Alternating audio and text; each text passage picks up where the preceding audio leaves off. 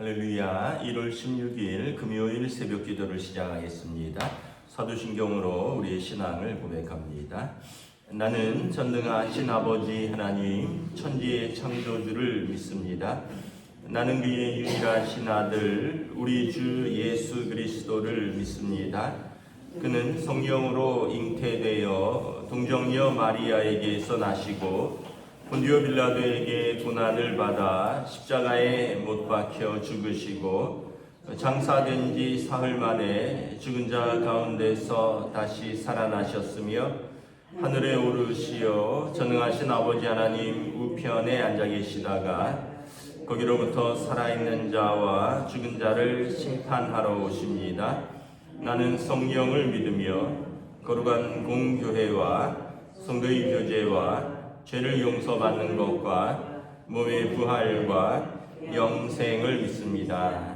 아멘. 찬송가 279장 찬양하시겠습니다. 찬송가 279장입니다.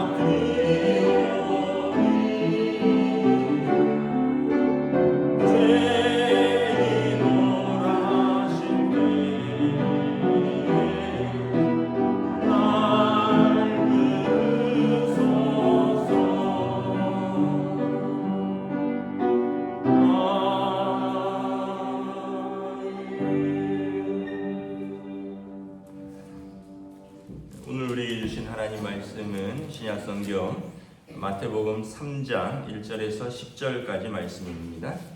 마태복음 3장 1절에서 10절까지 말씀입니다. 다 찾으신 줄 알고 저와 여러분들이 한 절씩 교도하도록 하겠습니다. 그때 세례 요한이 이르러 유대 광야에서 전파하여 말하되 회개하라 천국이 가까이 왔느니라 하였으니 그는 선지자 이사야를 통하여 말씀하신 자라. 일러스되 광야에 외치는 자의 소리가 있어 이르되 너희는 주의 길을 준비하라 그가 오실 길을 곧게 하라 하였느니라. 이 요한은 낙타털 옷을 입고 허리에 가죽띠를 띠고 음식은 메뚜기와 숙청이었더라. 이때 예루살렘과 온 유대와 요단강 사방에서 다 그에게 나와 자기들의 죄를 자복하고 요단강에서 그에게 세례를 받더니 요한이 많은 바리새인들과 사두개인들이 세례 베푸는 대로 오는 것을 보고 이르되 독사의 자식들아 누가 너희를 가르쳐 임박한 진노를 피하라 하더냐. 그러므로 회개에 합당한 열매를 맺고 속으로 아브라함이 우리 조상이라고 생각하지 말라. 내가 너희에게 이르노니 하나님이 능히 이 돌들로도 아브라함의 자손이 되게 하시리라. 이미 도끼가 나무 뿌리에 놓였으니 좋은 열매를 맺지 아니하는 나무마다 찍혀 불에 던져지리라. 아멘. 할렐루야. 오늘 또 새날을 주셨습니다. 주님께서 은혜와 평강으로 함께하여 주시기를 축복합니다. 세례 요한이 이제 등장합니다. 이제 우리는 세례 요한이라는 표현을 쓰는데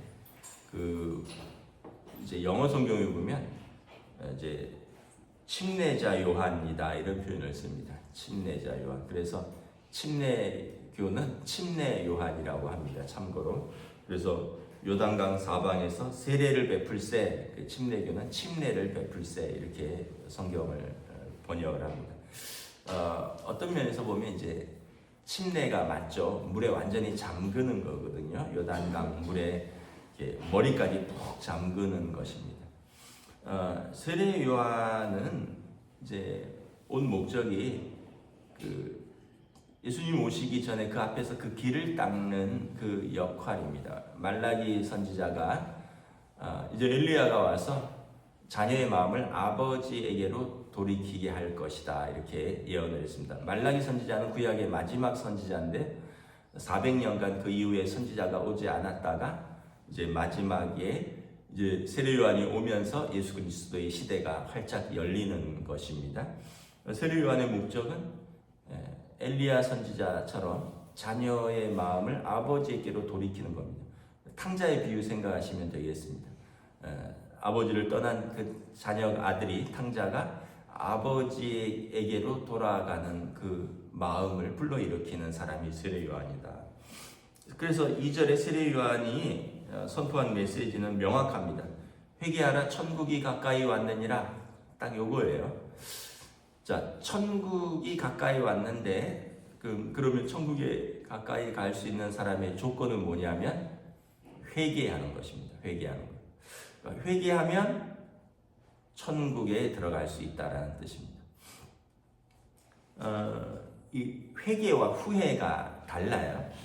후회는 그때 그거 하지 말았어야 되는데 또는 그때 그거 했었어야 되는데 하면서 자기 처지를 슬퍼하는 거예요. 때로는 눈물도 흘려요. 이게 그냥 후회예요. 그때 그거 했었어야 되는데, 그거 하지 말았어야 되는데 하면서 눈물 흘리면서 자기 처지를 동정하는 거예요. 이거에서 끝나서는 아무것도 안 된다라는 거예요. 회개는 뭐냐 하면 그래서 마음의 변화를 일으키는 겁니다. 메타노이아라 그랬는데 마음의 변화를 일으키고 그 다음에 테슈바 삶의 방향과 행동의 전환입니다. 8절에 회개하고 회개에 합당한 열매를 맺어야 되는 것입니다. 탕자가 그때 아버지 집 떠났으면 안 됐는데 이러고 끝나버리면 후회예요. 내 처지가 이게 뭐냐 이러면 후회에 불과한 거고, 근데 탕자가 마음을 돌이켜 이제 아버지 집으로 돌아가자. 내 아버지 집에는 품꾼도 나보다 낫다 하고 내가 하늘과 아버지 앞에 죄를 지었으니 아버지에게 가서 아버지에게 얼굴 볼 면목이 없지만 아버지여 나를 품꾼의 하나로 여기소서 이렇게 하고 일어나 아버지 집으로 돌아가니라. 이게 회개인 거죠. 그 많은 사람들이 후회만 할 때가 있습니다. 그때 그거 하지 말았어야 되는데, 그때 그거 했었어야 되는데 하고 눈물을 흘리다가 자기 처지 비관하고 동정하다가 끝나는데, 거기서 일어나서 하나님께로 방향을 전환할 때 이게 진짜 회개라는 거죠. 그리고 8절에 회개에 합당한 열매가 맺히는 것입니다. 회개에 합당한 열매가 10절에 보면 이미 도끼가 나무 뿌리에 놓였으니 좋은 열매를 맺지 아니하는 나무마다 찍혀 불에 던져지리라. 하나님 나라가 가까이 왔다는 표현은 또 다른 표현으로는 심판이 가까웠다라는 뜻입니다. 그래서 회개에 합당한 열매, 좋은 열매를 맺지 아니하면 도끼가 나무 앞에 놓였으니 나무를 찍으면 어떻게 되겠습니까? 불에 던져지는 일밖에 없다. 심판이 있다는 거예요. 회개에 합당한 열매가 없으면 하나님 나라에서 심판을 피할 수 없다. 그럼 명확하죠. 회개한 사람은 심판이 아니라 하나님 나라에 들어가는 것이고, 회개와 회개에 합당한 열매가 없으면 그는 심판밖에 없다라는 거예요. 그래서 많은 사람들이 5절, 6절에 보면 이때 예루살렘과 온 유대와 요단강 사방에서 다 그에게 나아와 자기들의 죄를 자복하고 요단강에서 그에게 세례를 받더니, 두 부류의 사람들이 나오는데, 하나는 자신들이 죄인을 고백하고 자기들의 죄를 자백하고 세례를 받는 사람입니다. 여러분, 겸손한 사람이 하나님 나라에 들어가는 것입니다. 내가 죄인이다. 내 죄를 자복하고 그리고 세례를 받는 거예요. 세례는 이제 원래는 유대인의 정결 예식입니다. 물로 씻는 거예요. 물로 씻는 거. 예를 들면 제사장의 정결 예식을 할 때 먼저 몸을 씻기고 제사장이 의복을 입히고 기름을 뿌리고 안수를 하는 겁니다. 몸을 씻는 게 우선이에요.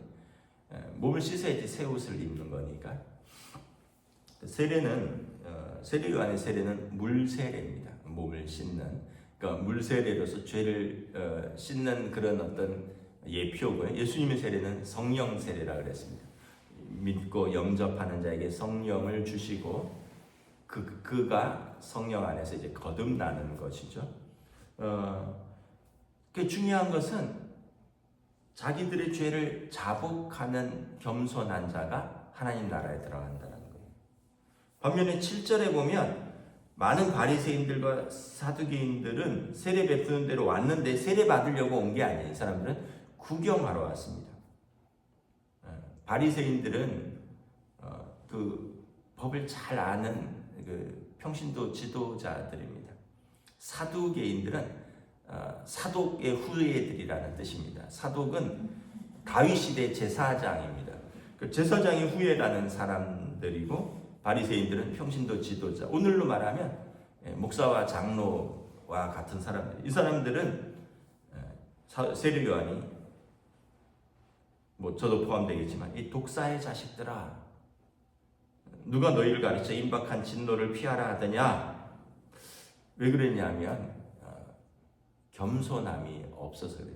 하나님의 말씀을 누구보다 잘 아는데 나는 이 정도면 괜찮지 않느냐 뿐만 아니라 더 나아가서 야, 너희 죄인들아, 나와 너희는 다르다, 이렇게 생각을 하고 있었어요. 그러니까 회개가 안 되는 거예요. 이 정도면 괜찮지 않느냐 하는 사람과 자기들의 죄를 자복하는 사람은 차원이 다르죠. 그 다음에 야, 이 죄인들아, 너희 같은 인간들하고 나는 달라.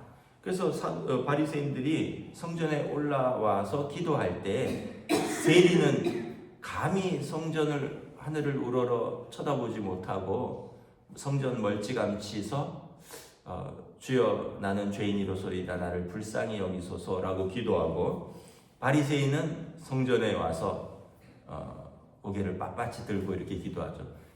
저 세리와 같이 아니함을 감사나이다. 그러니까 세례 요한이 볼 때 너희는 회개에 합당한 열매가 없다. 그 입에서 독이나 뿜는 남이나 물어뜯는 독사에 불과하다. 너희도 회개하지 않으면 나무 찍혀서 불에 던져지는 일밖에 없다. 그러니까 어떤 직분이나 신앙생활의 연수나 신앙생활의 지식으로 하나님 나라에 가는 게 아니라는 것을 알 수 있죠. 요한복음 1장 12절에 영접하는 자 곧 그 이름을 믿는 자 하나님의 자녀가 되는 권세를 주셨는데 육정으로나 혈통으로나 사람의 뜻으로 되는 것이 아니다. 아브라함의 자손이라고 되는 것도 아니고 뭐 제사장이라고 되는 것도 아니고 내가 가고 싶다고 가는 것도 아니다. 이 육정이나 혈통이나 사람의 뜻이 아니라 영접하는 자, 그 이름을 믿는 자인데, 나 믿으니까요. 근데 세례 요한은 그 믿음 플러스 온전한 회개가 있고, 온전한 회개에 합당한 열매, 그 메타노이아, 마음의 변화를 넘어서서 테슈바, 삶의 방향과 행동의 전환이 있어야 된다. 근데 우리는 기껏하면 후회, 조금 더 나가면 마음의 변화까지만. 그 삶의 방향과 전환을 하는 건 너무 사실은 결단이 요구되기 때문이라는 거죠. 그래서 또 하나 우리가 또 깨달아야 될 것은 하나님 나라는 마음이 가난한 자의 것이다. 마음이 가난한 자는 복이 있나니 천국이 저의 것이다. 반대로 얘기하면 교만한 자는 복이 없나니 천국이 그의 것이 아니라. 우리는 그렇게 하잖아요. 너는 왜 그러냐고. 야, 너 왜 그렇게 살아? 너 왜 그렇게 말해? 너 왜 그렇게. 근데 그 너라고 얘기하는 게 아니라 겸손한 사람은 나는 죄인이로소이다.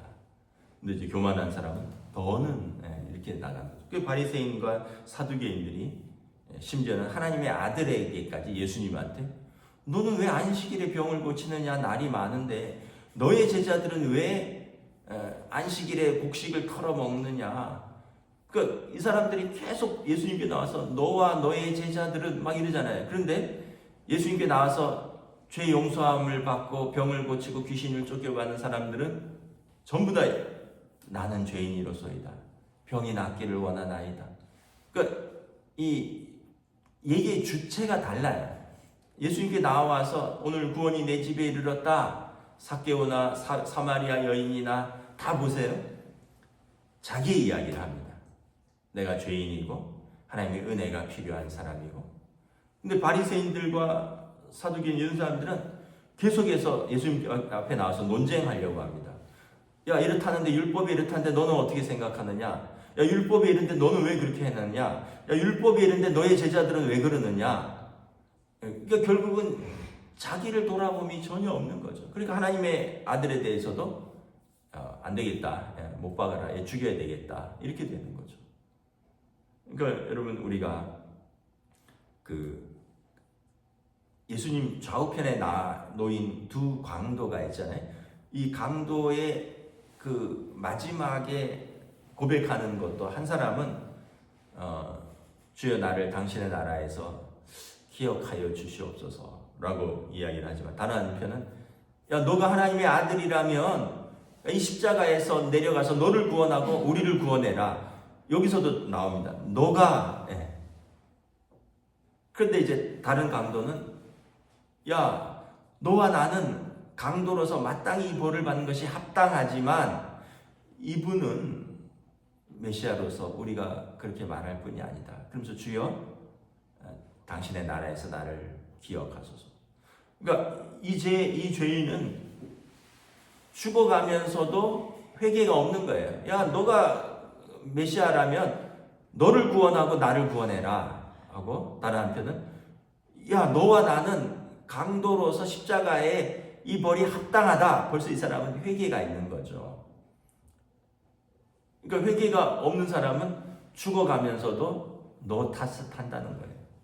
근데 회개가 있으면 죽어도 너 얘기할 이유가 없어요. 왜냐하면 내가 죄인인데 죄인이 무슨 예수님 말씀하신 것처럼 뭐 눈에 대들보가 있는 사람이 무슨 남의 눈에 결을 보고 눈에 뭘 티를 빼라 뭐 이렇게 이야기를 하겠습니다.